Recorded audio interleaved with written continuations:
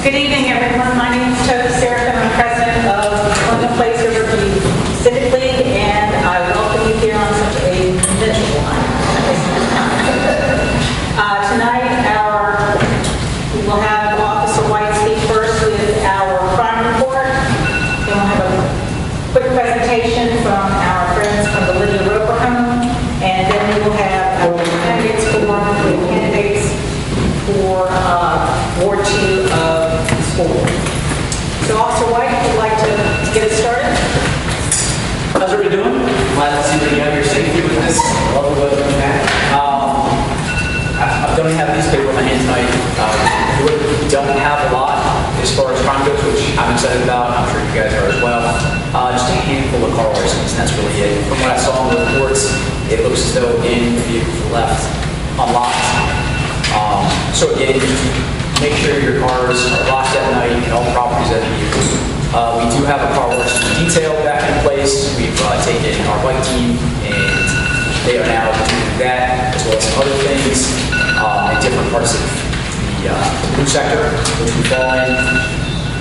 And then they've also taken another 2 units, or 2 off Union Street to assist with that. But we've had more issues in the area here, but they are also over here.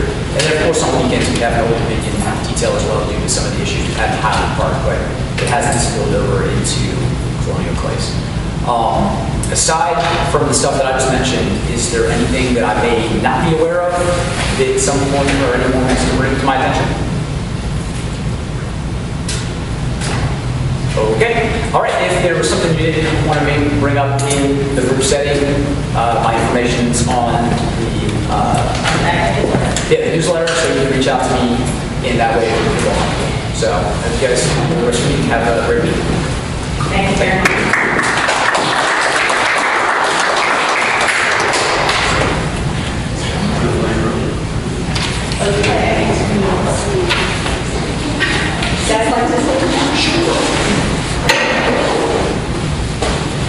I'm Charles Wickham, resident in Martinsville, Virginia, of which this morning when I left we had 4 inches of snow. So I will gladly take the rain over the snow. And I talked to my wife earlier. She said it has yet to stop and we're somewhere close to 6 to 8 inches in that area so far. So as miserable a night, I'll take the rain. So but I wanted to come and just offer to you an opportunity.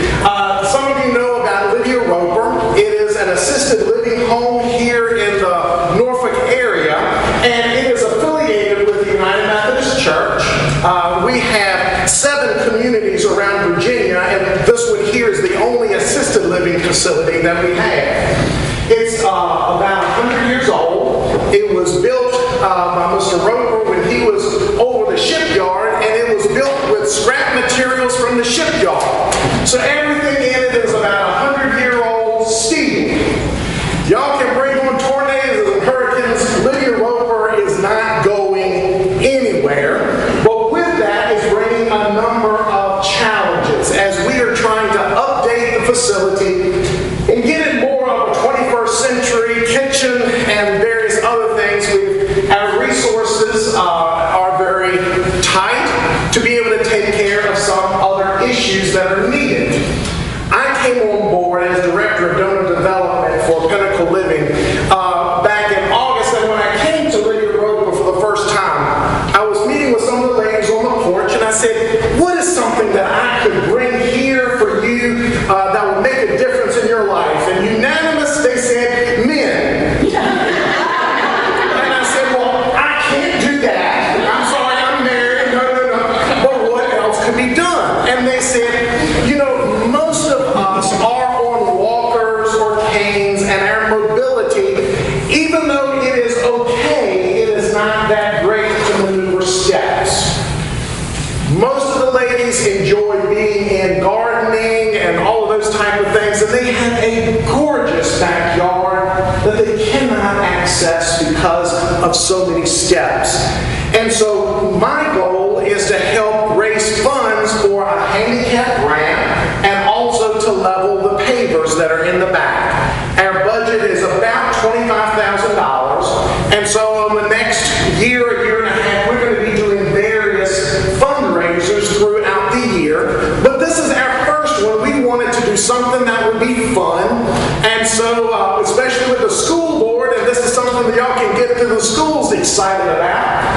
For Cinco de Mayo, we're doing a walker walk.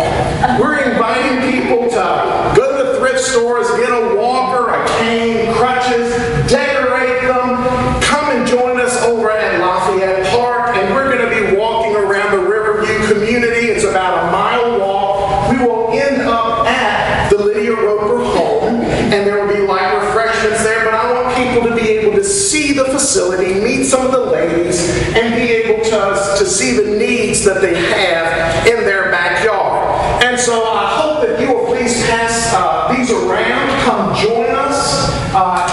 Share it anywhere and everywhere that you can. My telephone number as well as email address are on these, and please feel free to contact me. I'll be glad to come speak, share, talk, any way that I can. Does anyone have any questions? I told Toby 3 minutes. She said you could have 5, and I said, as a former preacher, I'll take it. So I hope I kept my word for the 5 minutes. Bring out the structure. There were meetings because there was some damage and all there just from years, so we were rebuilding those porches on the front end. But thank you. Yes. So is there any opportunity for outside groups like Boy Scouts to maybe do some projects?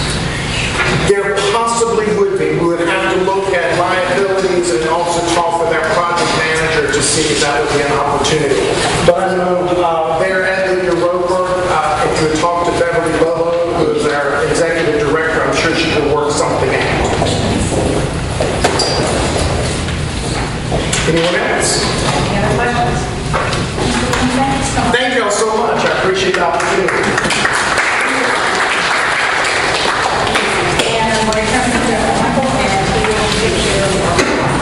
All right, so we're going to start off the school board forum now.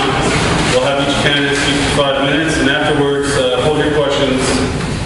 After each candidate is spoken, we'll open it up to questions. First up, we'll have Tanya.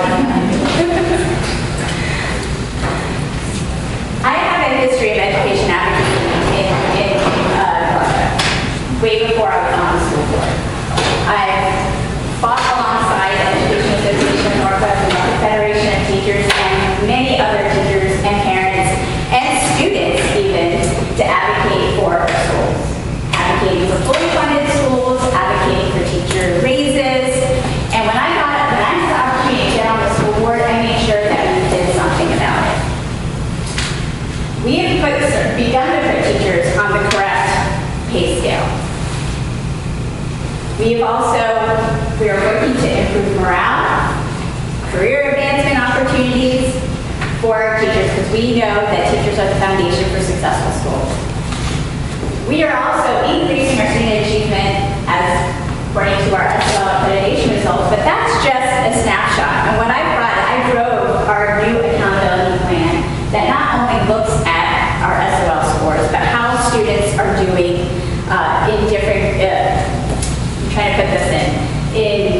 based on their achievement gaps, looking at students with disabilities as compared to their non-disabled peers, and between racial groups, and our economically disadvantaged students and our non-economically disadvantaged, because equity is a huge issue in our school division, and we are starting to look at things from an equity perspective. But one of the most important things, I could talk about student achievement because most people want to hear about that. But one of the things that we don't talk enough about is actually, I think, really foundational, and that's the health of our students and the health of our staff. And that's something that I brought to the school board, is that perspective. From a public health background, I have led the creation of a stronger wellness policy and a much stronger suicide prevention policy. And I know one of my favorite counselors in the room will tell you that we have a lot of needs, no matter what the background of the child is. And in every single school, we have emotional mental health needs. And we have to put that policy into action. Because the policy that I led the creation of, that's not enough. Those are words on paper. Now we have to put programs in place. We need to put resources behind it. And so I went with it, put it in a policy perspective, and that's what we're going to do. I need to stay on the school board to make sure that happens, that we have strong preventative programs in place, that we have resources in place so that all students can achieve to their maximum potential. And that's, I think, mainly what I have to offer. The other thing I do want to point out too, I'm the only school board member that has open office hours. So before I was on the school board, as you all may be aware of, is that the community's perception of the school board and the school district has been challenging. And so, and I know, because we've seen the revolving door of superintendents and the revolving door of school board members. And with that, so if I have the opportunity to serve on the school board, I'm going to do something different. I'm going to make myself accessible. So what I did is I started having open office hours. Now that's certainly not enough, but that's something that no other school board member has done and hasn't done since I started it. But I've seen the influence of that happening in other areas, like among our city council members, also doing it. And I think I've gotten great feedback about that, and that's something that I'm committed to continue doing, and hope that my new board colleagues will also continue to do, will also start doing. So that is all I have for tonight. If you have any questions, are we allowed to take questions now? We're going to do all three at the same time. Okay. All right. Well, thank you all for your time.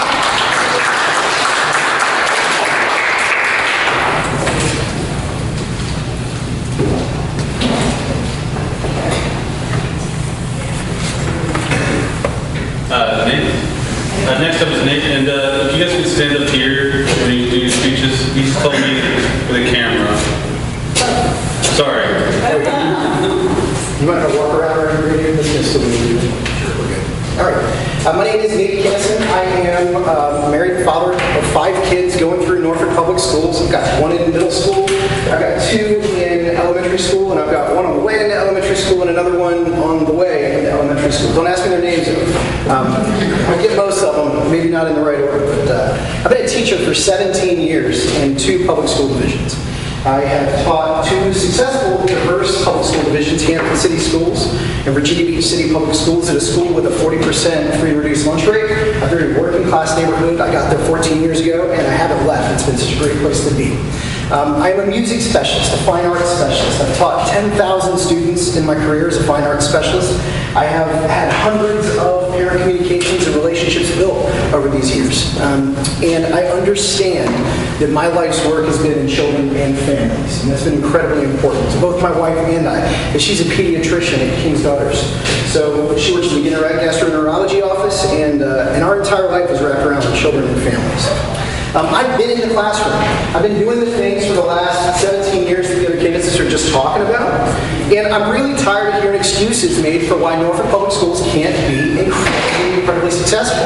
The truth is, Norfolk Public Schools is successful. Last year we had $63 million in scholarship money to graduating seniors. We've got arguably one of the best orchestra programs in the entire region right now. The All-City Jazz programs have been going for 20 years. I was a member of it when I was in high school. We have strolling strings. We have some incredible stuff going on. But we do have our property values being hit. We have families that are choosing not to move here. We have people that are peeling off and going to Chesapeake. We have teachers leaving, and our enrollment's down by 12% in school-aged families in Norfolk over the last 10 years. And our property value is directly tied to public education. So one of those issues is full accreditation. Right now our accreditation rate is at 60%, and it's an autopsy report of what happened in instruction the year before. So, is it going to improve? Absolutely, because it's the bottom line standard for, good quality schools, right? It's not what we should be focusing on, though. We should be focusing on delivering high quality literacy programs, creating an environment where teachers are empowered to teach and students are engaged and learning and excited about it, having fun. We also need to do a better job of communicating our needs to the City Council.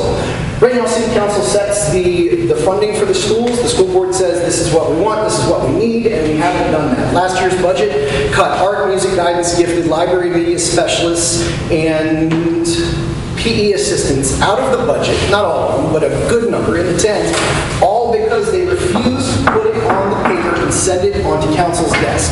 I spoke about it, I talked to Mrs. Justine about it the week before, and it just fell on deaf ears. It didn't go through, the budget was passed with only one member of that board voting strongly against it, and that was Dr. Noel Gabriel. She is my sister-in-law, and I fully support her vote. How do we fix Norfolk Public Schools? First, we need to actually engage our parents. We need to engage our students. We need to engage the teachers, most importantly, because 76% of our budget is wrapped in human resources for teachers, teachers' assistants, principals, and assistant principals. It's called the instructional category of the budget. 76%. We can't cut their salaries. We can't cut their benefits. Though in this year's proposed budget, there's a 3.3 salary increase. But we're going to take 2% off the back end when we give them the cost for health care. We're choosing to pass that on to them. So it's kind of disingenuous. We need to retain great teachers. Teachers need to feel valued and supported in their classrooms. We don't pay our teachers competitively in Norfolk Public Schools. There was a pay and compensation study that took until last year to study it. And now we haven't even phased it in completely, and it's 4 years down the road, and we still don't have people that are being competitively paid. And is that going to correct the rate coming up of inflation, cost of living, those things? I'm not so sure. We've been talking for many years about a career in technical education high school, and that's very near and dear to me. My dad was a shop teacher for 38 years. I grew up in a metal shop and a wood shop. I was running a lathe and a bandsaw by the time I was 10. Hand sanding my grandfather's furniture in his antiques restoration business. This was what was important to me. And I want this on a fast track. Right now, we're still trying to shop it around and figure out where we're going to put it. Lake Taylor, Booker T. Meanwhile, is the program really being developed and established? I'm not so sure. I think it's just a skeleton right now. Our kids need to graduate workforce ready with a marketable skill or plans for further education.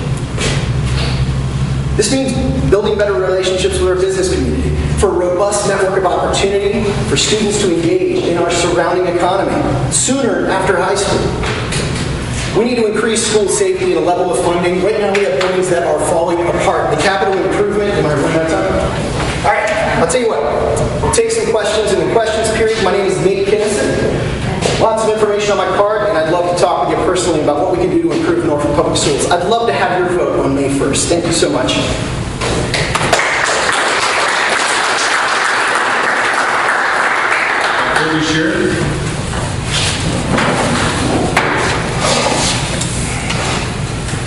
Hi everyone, thank you for coming out tonight. I know it's gross weather, and even when you're in the neighborhood, it can feel a lot farther away when it's freezing and snowing and sleeting and whatever else outside. My name is Riverview, and I'm running for school board in Ward 2. I am an academic advisor at Riverview, and I have been there for about 5 years now. First as a graduate student, then as an advisor. I went into education because of my mom, who is a 20-year veteran teacher. She's in Virginia Beach right now, but taught for 4 years in Norfolk Public Schools. She was teaching all while I was growing up, and so she really instilled in me the importance of pursuing public education, that it's the key wanting better for your children. So I became an academic advisor.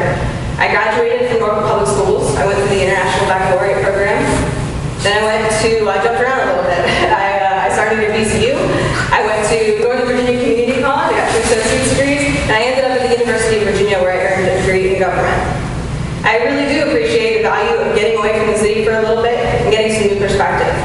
While I was at UVA, I tutored English as a second language to students using video conferencing software. Those students were in South Korea. I was getting up at 4:30 in the morning. I had lesson plans. I was teaching the students over Skype, providing testing material for them in the hopes that they could better develop their English skills.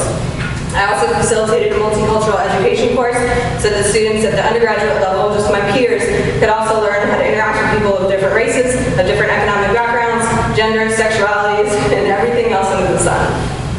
I took what I learned at UVA, both from my degree in government and from those experiences, and I came back to Norfolk. I chose to come back to Norfolk so that I could attend graduate school at OU and earn my master's in educational leadership. I had a focus in higher education so that I could become an academic advisor after that. And that experience as an advisor has really been what motivated me to pursue school board, now that it's an elected office. As an advisor, I work with students every day. I was talking with an OU student earlier who's studying interdisciplinary studies. I advise students in biology, I advise students in intended psychology, and that higher education perspective is absolutely needed on the school board. We're making decisions for K through 12, but we're making decisions for students who are going to go on into either the workforce or to college. Unfortunately, right now, by the time they get to me, if they're not prepared and knowing what they want to do, it's a little bit too late. I have students who come to me and they think they're going to be pre-med because I advise biology. A lot of them think they're going to be pre-med, but they're coming in and they're taking not just college algebra, but college algebra with their remedial supplemental instruction because they didn't get a 500 or higher on the math portion of their SAT.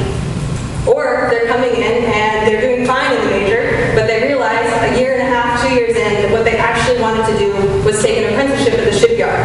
And so they leave, but they've already spent $15,000 or $20,000 on tuition. Getting to those students earlier is needed. We have to make them aware of STEM-H opportunities, of career and technical education opportunities, and make sure that they're prepared for whatever that next step in their life is. Higher education is an absolutely necessary perspective.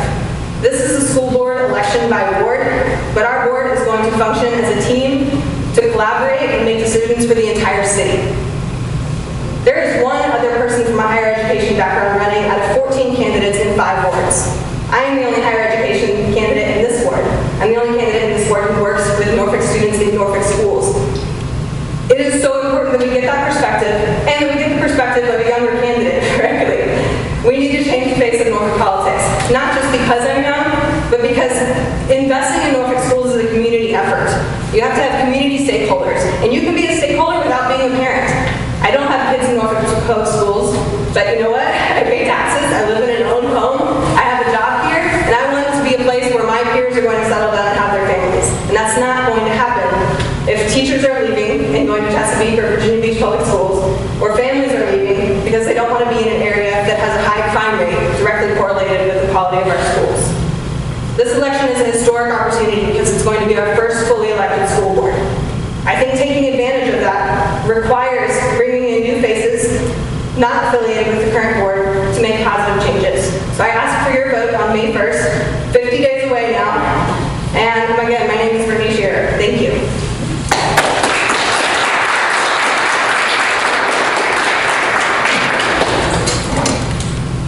Can I have all the candidates come up now?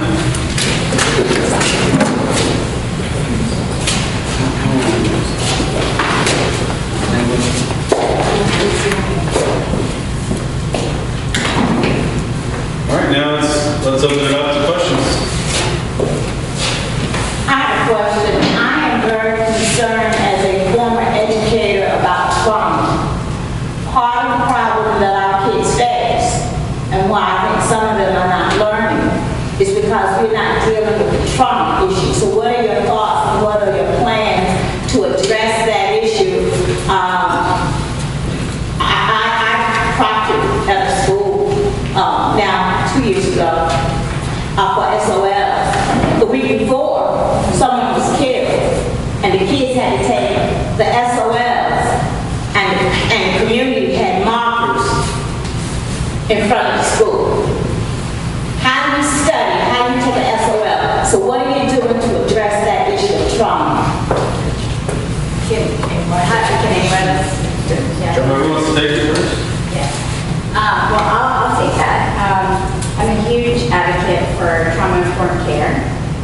of the things that Norfolk Public Schools is doing right now is we're piloting trauma-informed care through our partnership with the Up Center and EDMS, and we're piloting it first so that we can implement it more widespread. But there's a huge benefit to doing that and doing the ACEs, the Adverse Child Events checklist. And what that would tell us was really where the child is. And as I said earlier, the trauma is seen across the board in every school. And if we took the ACEs test, which I have done, you could see that there are things that all of us in this room could check off and say, this has impacted me. So I completely agree with you. I think that the emotional, mental health supports need to happen in our schools. And for me, that is a priority. In pre-K. Starting from pre-K all the way through high school while we have them. They spend the most amount of time with us. Okay, thank you. One of the things that ever since college, ever since Senior Hook, we've been doing the internal locker drills and things like that. And so, knowing what it's like to take a first grade class, I'm sure I'm right into a closet and have to explain to them on a first grade level why we're doing this, to help keep each other safe, so that we can stay here and we can avoid bad people and we can, it's difficult. It's incredibly difficult. I don't know if we give a panel test to our kids about where they're at on the spectrum, but I think the idea is that when you look at the way schools, specifically elementary school, are kind of designed, you have a family network of teachers and students that meet every single day. You're not going to block schedule. You meet that same group of kids from the family time environment every single day in class. And the research is showing that family meetings in classes, starting out your day, gives those kids a sense of belonging, gives those kids a sense of rootedness in that group of kids, in that group of people.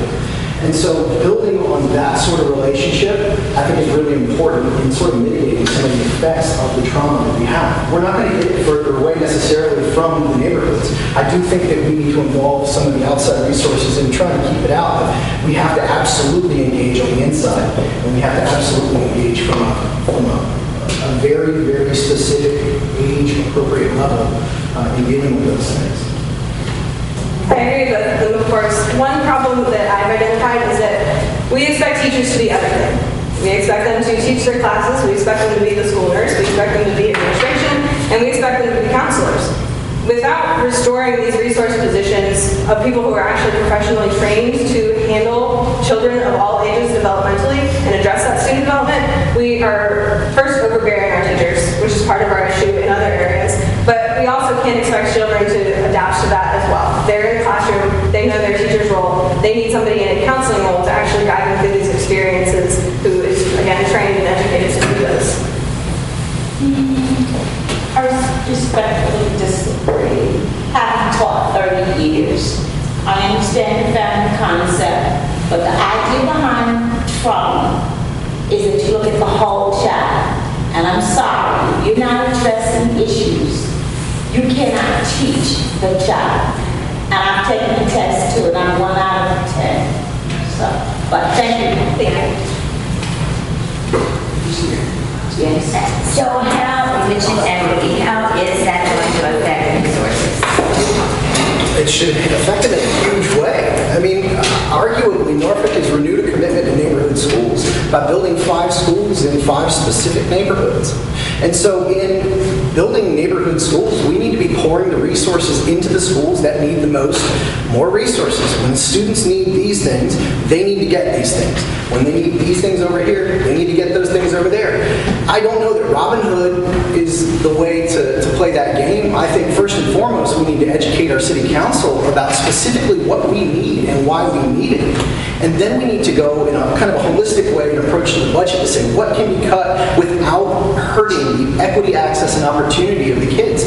Like all the fine arts cuts that we made last year and PE cuts. That hurt our lowest performing students the most. Is that equitable? I don't think so. I know, and it cut school counseling too, and I'm concerned for all resources. Yeah, and honestly, in a perfect world, we'd have all of any candidate up here thinks that at some point, with Virginia being one of the lowest, having the lowest state funding, 46th in the nation, if anyone up here thinks that there isn't going to be some sort of cut to be made, they're fooling themselves, okay? Like, to be real, like, I was one of those people on the outside that advocated for put everything what you need in a budget, put it all in there, put it all on a paper, but I see things from a different perspective now. Would I love to have all the music and PE teachers in there and the counselors? Of course.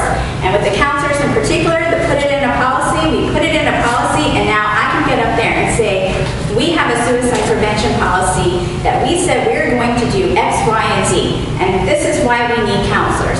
I can say that now, whereas before it was just this, it was out there. We knew we needed it, but now we approved a policy that is going to be backed up with resources. The other thing, to answer your question about equity, all of our schools have equity issues, but we know for a fact that we have schools that have need a tremendous amount more. And we've got to do something about that.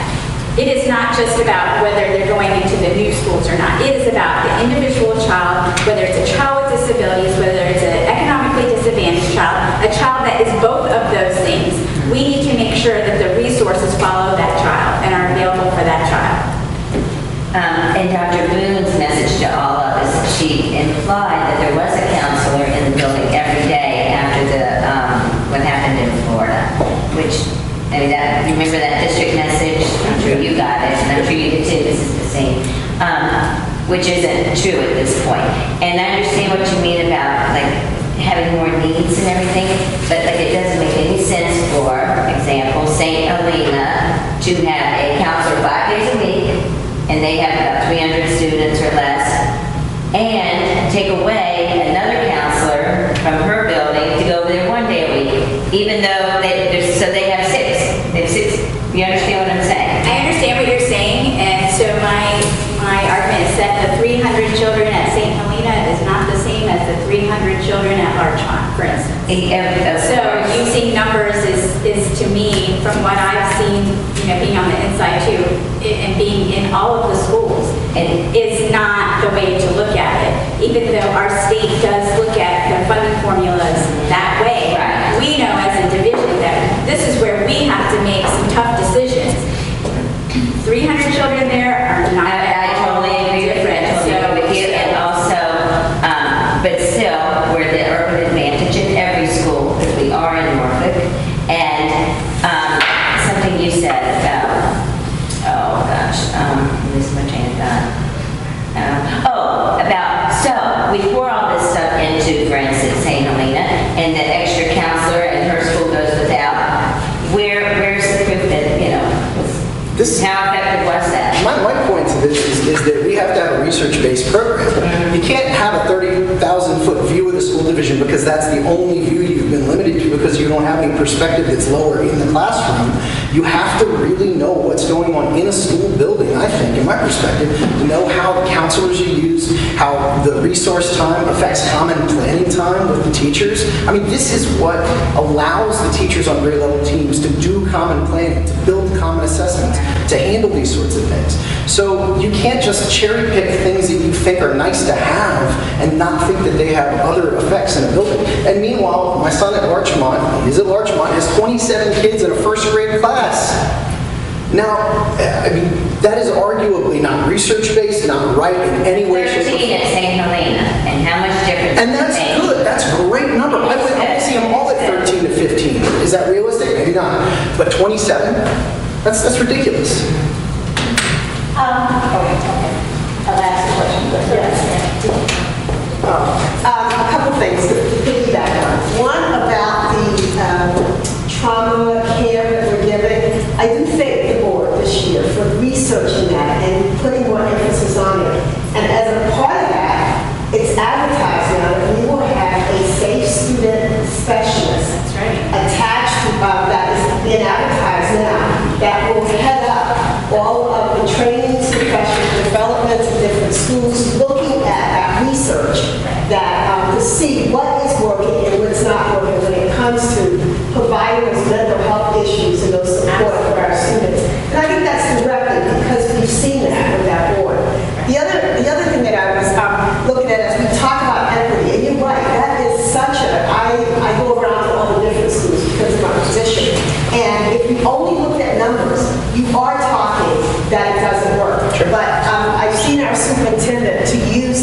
analogy. She talks about we can provide every student a pair of shoes, which we can do. We can put all those shoes in the school and everybody has a pair of shoes on.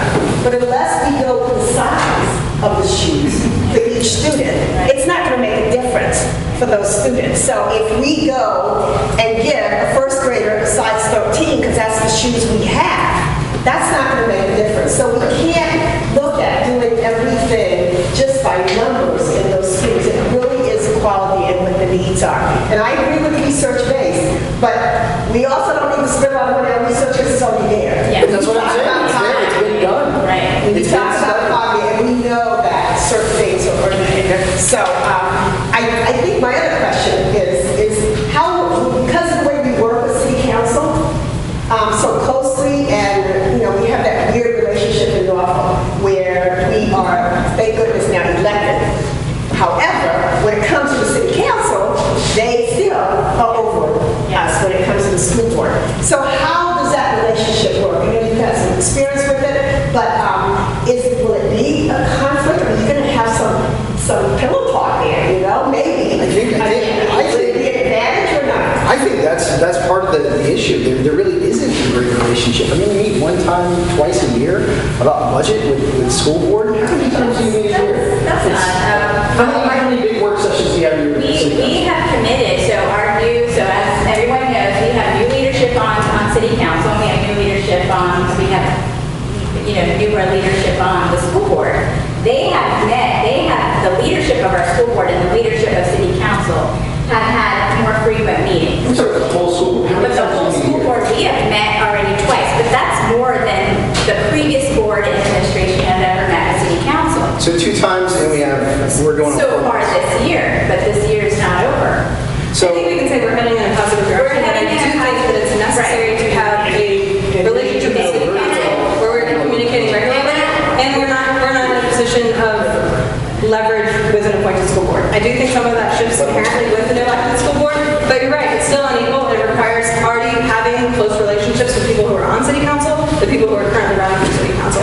In addition to city council, the state is what provides the bulk of the funding. We need to have a good relationship with our legislators in the House of Delegates and in the state Senate. And it's a lot of moving pieces. Obviously, with so many people on both boards, I don't know how feasible it is to meet more than a few times a year, but I do think that those individual relationships can persist and those conversations can be had all year round. Right, and we do sometimes pick up the phone, and if there's something that we want to talk to a certain council member that we know is championing a certain issue or something, I've sat down with council members and say, what can I do to help you advocate for something?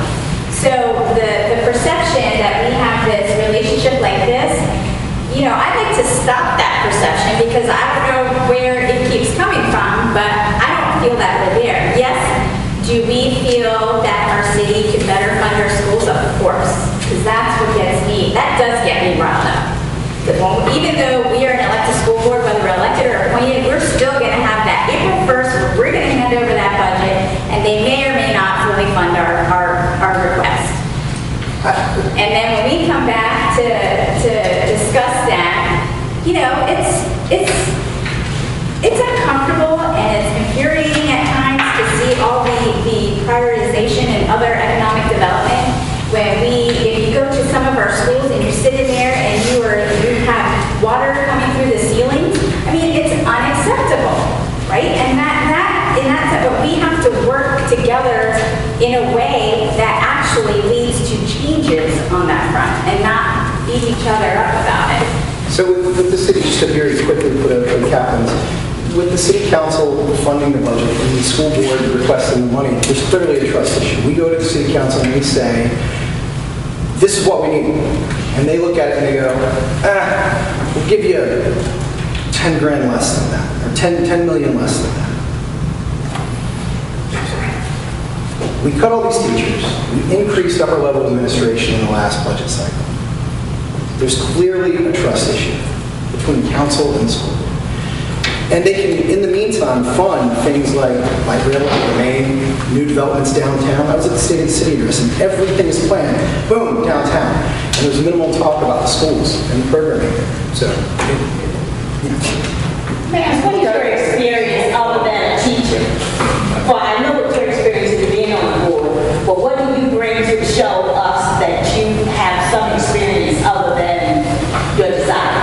I have a master's level education in public education. What else have you done outside of the classroom? What civic, community kinds of things have you done to let me know that you've had experience with budgeting, et cetera, et cetera? I'd love to take that.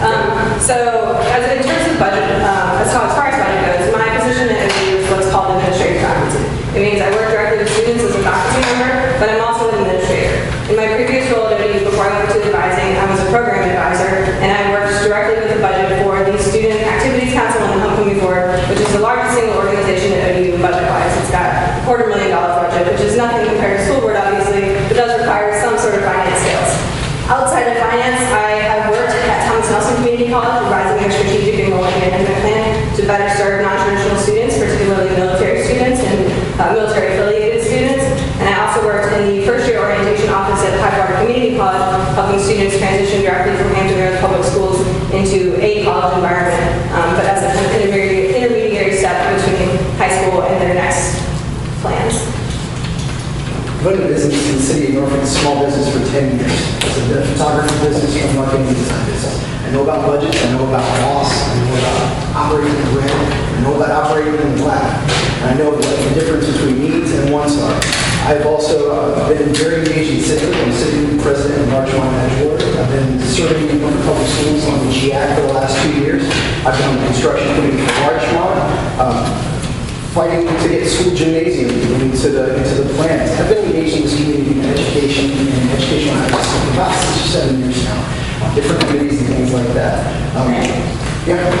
I just need to, I want to know what else you're doing besides customers. I'm sorry to ask. All right, before we have another question, let's keep the comments to a minimum so we can get to the next question, please. There's a lot of people here, we have a lot of questions, so let's keep it moving. So I have a question for all of the candidates. Yes. So all of you listed a variety of priorities that you would like to see get done. Let's say that within your time on the job board, you can only change one thing within the Norfolk public school system. What would that be and why? Retention of great teachers. Okay. We need to be retaining the teachers. The research shows in education that teacher quality is the #1 predictor of student achievement and student learning. Unequivocally shows that is what the biggest predictor of student learning is.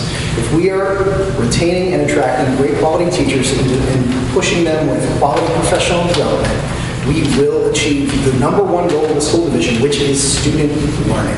And how will you do that? We do that by increasing the pay and compensation on a more aggressive level. We advocate for it and we move forward in that way. We work on capital improvement plan that doesn't put our teachers in buildings where it's literally raining in their classroom and chunks of plaster are falling off the ceiling. We incentivize going into schools in a bigger way for longer lengths of time that are lower in socioeconomic strength. And we do things like make sure that we're hiring great principals and assistant principals that will empower teachers to do their absolute best work and most informed work based on the students that they have, the demographics they serve, and the resources that they have available to them as well. All right, thank you. I agree that teacher recruitment and retention would be my #1 issue. The way that I would go about it is taking advantage of the resources that already exist. So we have a federally funded program right now called Teachers in Residency, which is a program at OU at the graduate level that trains students who look to become teachers in STEM and pays for them to go to school in the hopes that they will come back and teach in Norfolk Public Schools. This program exists at the undergraduate level. I work directly with it in the College of Sciences every day, but it doesn't have any sort of funding from school board or otherwise. We have no existing partnership to incentivize the students who are going through that program. If we were to shift our focus and onto the undergraduate level, we're inherently working with a larger pool of potential teachers, and it doesn't even have to be paid tuition. We can incentivize them by offering them employment when they finish the program in order to keep them there for a certain number of years. It's a long-term process to change morale and the sense of community that exists in our schools, but we have options available to us that we haven't taken advantage of historically that can help set us on the right track. Well, since you asked about what would we change, the #1 thing we would change, of course, we're all going to say qualified teachers, but we are already on that path, because we've already started the process for putting our teachers on a competitive pay scale. So I'm not going to say that that continues to be our priority, but the one thing that I would change, if I have one thing to do, is to create more socioeconomically diverse schools. And I say that because, what's that? How would you do that?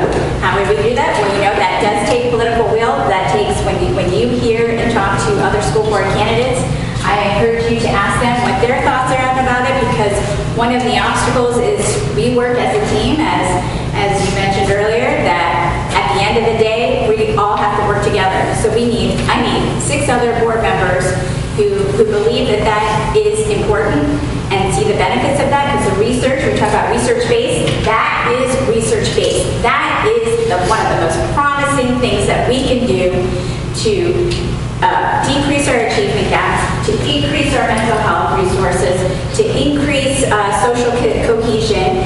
That is one of the biggest things that I would want to see changed. But I need 6 other board members who believe in that too.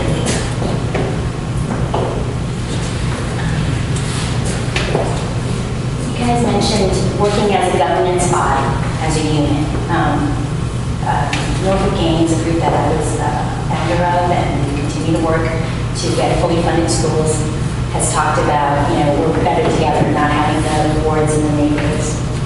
But with council's wisdom, they decided to be 11 wards. Do you think that the political will of the people to have a fully elected school board should result in a family having significant representation on a citywide governance body? What's the question? The question is, should a family have significant representation on a citywide governance body in a fully elected school board? Since you noted, Nate, that you are the brother-in-law of the sitting vice chair. Absolutely. In truth, when you really look at what we've done over the course of our lifetime, Dr. Gabriel and I are both Grammy High School graduates. We both graduated from Old Union University. We're both Hoffman Award recipients from Old Union University. She is a consummate professional in her own field of pediatrics, working with children and families. I am a professional in my field of elementary education, working with children and families. And quite honestly, that's the only reason you have to not vote for me. That's not the only reason, sir. But You should just vote for me. No, that's not the only reason, because in a new Norfolk that we voted, and I'm going to keep my comments to limited, we voted so that we are no longer having the appointed council manager model where the council has a stranglehold on patronage. So my question is, let's phrase it another way. Do you believe that an elected school board should be what you know and what you've done on governance versus who you know? I think it's about what you can do for a better Norfolk. And quite honestly, when you're elected to the school board, even elected in your ward, you're representing 32,000 kids. You're not representing just the people in your ward. I understand. So again, if that's the only reason not voting. That is not the only reason, but thank you very much. No, that's not the only reason, but thank you. Thank you for your response. Are there any other questions? Steve? What is the per student funding for Norfolk? How does that compare to the other cities? When you look at per capita funding in Norfolk and all the other cities, we all flip between 9,000 per student and 11,000. But when you talk about equity, and you look at what our students need versus, say, Virginia Beach, and you start comparing apples to apples, 11,000 goes a heck of a lot further in Virginia Beach than it goes in Norfolk, where we have slightly less than that, in the 10-something range this year. I'm not sure exactly what it is, but it's between, let's say, 9,500 and 1,100. So why, 11,000. if we're getting funded about the same, why are we not? Because our kids have greater needs here. Yes. The poverty rate in Norfolk is huge. Our school division has about 70% currently, or 70% free and reduced lunch. Yep. And the needs of our students are vastly different from Virginia Beach. And the other thing is the city, the local contributions vary between Chesapeake and Virginia Beach, Norfolk, Portsmouth. The contribution is not the same. So that's another big piece, but that is also because our real estate values vary also. So it's not, you can't really compare the two cities. Okay. Yes, ma'am. said something about the socioeconomic level. What did you say about that? Are you saying like the 30% that are not free and reduced, that those need to be mixed in with the 70% of the students, that it should be more? No, I mean, currently the percentage that are on free and reduced. Right, but what did you say about one way of changing the schools? Creating more socioeconomically diverse schools. Yes. And how would that be? So, what does that mean? Or Yeah, how would it be accomplished? How would it be accomplished? Well, one way to accomplish that is through, one way could be to look at attendance zones, to look at our magnet programs and our specialty programs. That is a way that a lot of divisions around the country are doing that, and there's a big movement, especially in urban cities, doing that right now, and are seeing positive results as a result of that, where you create better programs, specialty programs, magnet programs. Even in some states, they have charter schools where they also have controlled choice options where you don't have mostly affluent families choosing to go to a particular school. So that way you make sure that you get families of different economic statures to choose programs. So that's one way to do it. And attendance zones is obviously the other way to do it as well. And there's a number of, and so you can see why that is a challenging and courageous conversation. It's one that the board started long before I was on the board. I know some of us who advocated, have been advocates for that, have sat through conversations with those conducting the research, presenting their results to the school board in the past. And yet we're here several years later with the same results. And, yes, we're moving and trending in the right direction, but we could be doing so much better if we had people who had the will to really make courageous change. So That's World War III. That's World War III. Because I personally think it's the dumbest thing ever. Being Charlotte, when you did a pre-K 8 program at Campus Stone, that means those kids went from pre-K to 8 in a predominantly minority school. They come over to Lake Taylor, a predominantly minority school. Go to Booker T or Lake Taylor, a primary minority school. So therefore, and then some will go to where? Norfolk State. So they have gone from pre-K to college, all with minorities. And I know folks over there said they thought that was the best. I personally think it's crazy because I believe that the child that you laid out on the couch with, on the little pre-K mat and the kindergarten mat, it should be the baby son, and the cook, and the gym. Because all of you need to know each other. Because when I get ready to go by my house, I need to know the baby. But I didn't meet him because he was not in my school. So I'm sorry that just... And you're absolutely right. If you have listened or watched any of the meetings, that is something that I keep challenging our division leaders on, because that should not have been, in my opinion, as Tanya speaking, should not have been just a neighborhood school. Because as children need to see other parts of the city, they need to be around other groups of people, and they need to have, and frankly speaking, the resources. How many kids came across the bridge?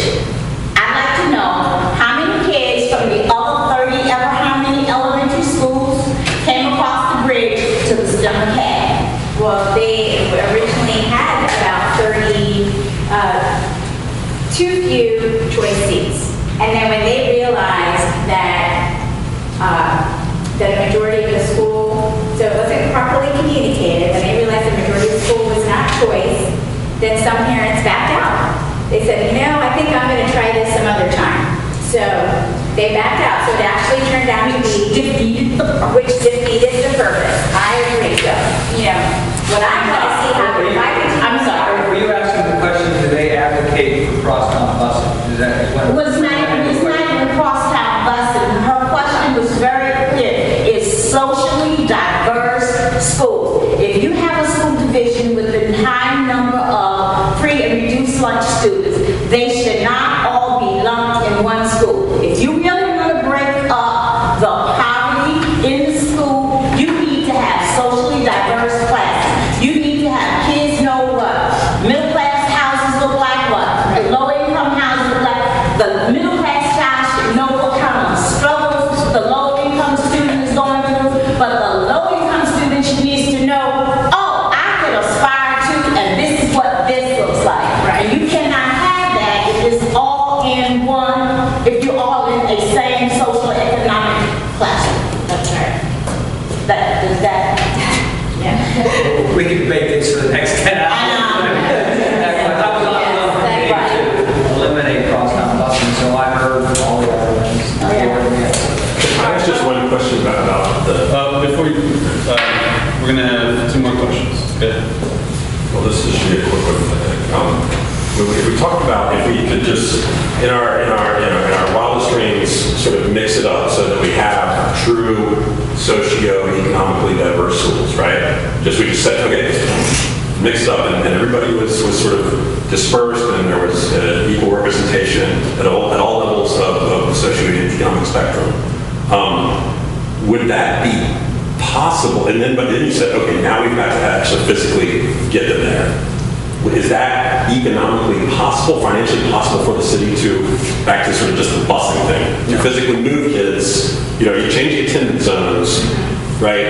And so now if everything's going to be perfect because everybody's diverse, but we've got to then actually physically move into a busing standpoint. Is that like too much money financially? To add on to the budget, right? Does that increase our transportation costs? We don't know. We honestly don't know that because it could and it could not. But if we philosophically and fundamentally believe that that is what's best for our children, then we've got to figure out how to efficiently and effectively do that. Right? If we're going to talk about how much money it costs and we forget what the needs of the children are, then what's the whole point? And arguably, if we're focusing so intently on housing policy and not on educational policy, our schools will continue to be a failure. And that's the biggest problem. The research shows student learning is driven by teacher quality. It's not driven by poverty as much as it is by teacher quality. There are schools throughout this country that are successful and that are full of poverty. But when we have a school board that's operating as the Housing and Urban Development Board, instead of the school board driving educational policy and driving student learning, we're going to continue to have this debate, and that is the larger debate. Do you want a school board that is in the realm of housing policy and that end of things, or do you want a school board that is focused on, given the situation we have in Norfolk, which is pockets of poverty throughout the city that I am not a fan of?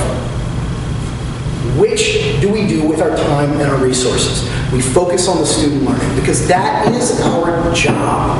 Respectfully, I disagree with Mr. Kinnison. I think that the school board is, of course, its own institution. We are our own board, but we work with the city, and part of that collaboration is what helps make our schools better.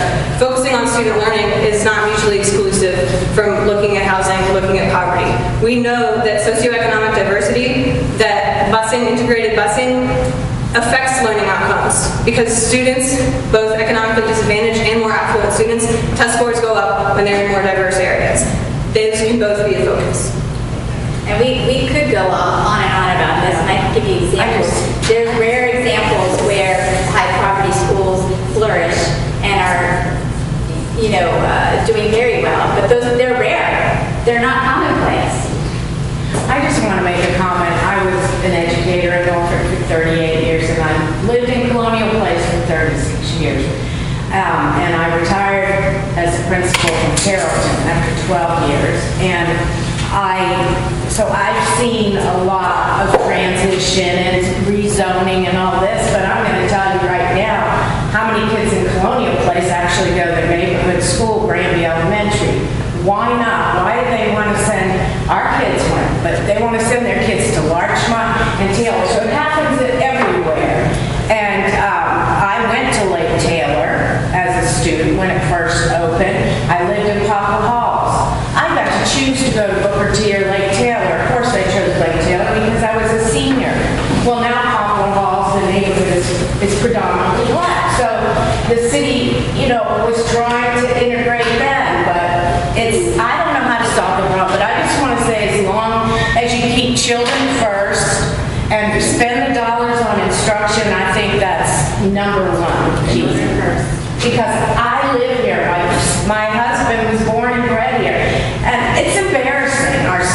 system, and I was in a good school, Tarleton.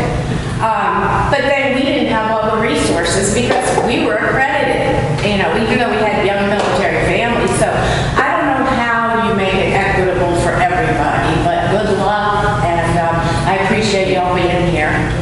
Thanks. Thanks for having us.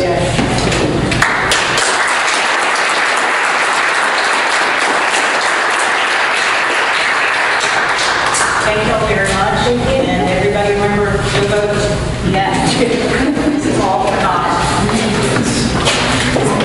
May 1st. All right, so then a real quick business meeting. We not have minutes from the last meeting. The last meeting was canceled because there was no regular on the board. You should have a copy of the treasurer's report on your desk. You got a bid back of $11,168.36. Revenue $270.18. Expenses were $612.68. Leaving us with a balance of $10,825.86. And we have $5,237.69 in our CD. Do you have any proposed for our speakers? The next meeting, we will have candidates for City Council speaking, as well as representatives from the Norfolk Fire Department to talk to us about fire prevention. What is the date of it? Second Monday.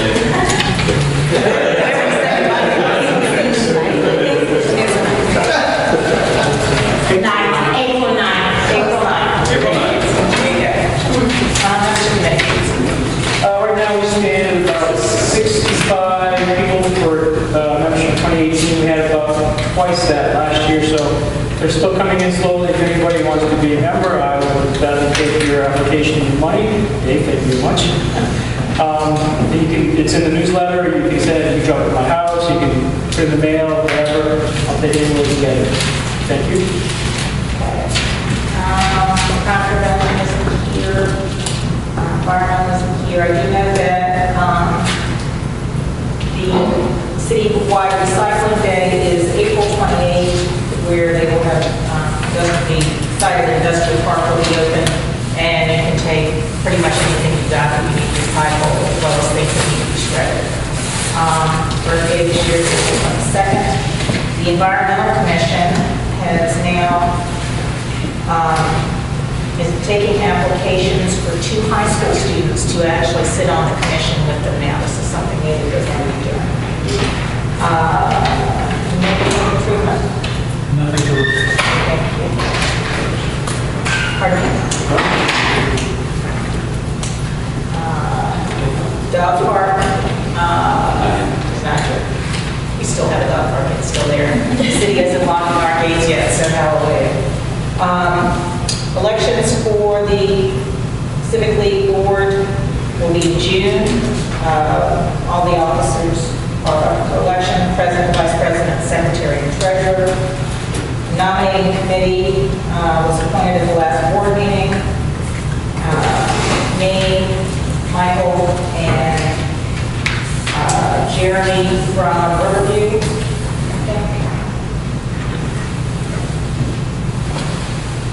Yeah, Jeremy Jones from Riverview. If anybody is interested in serving, we do ask that you please give it some thought and let one of us know. And I think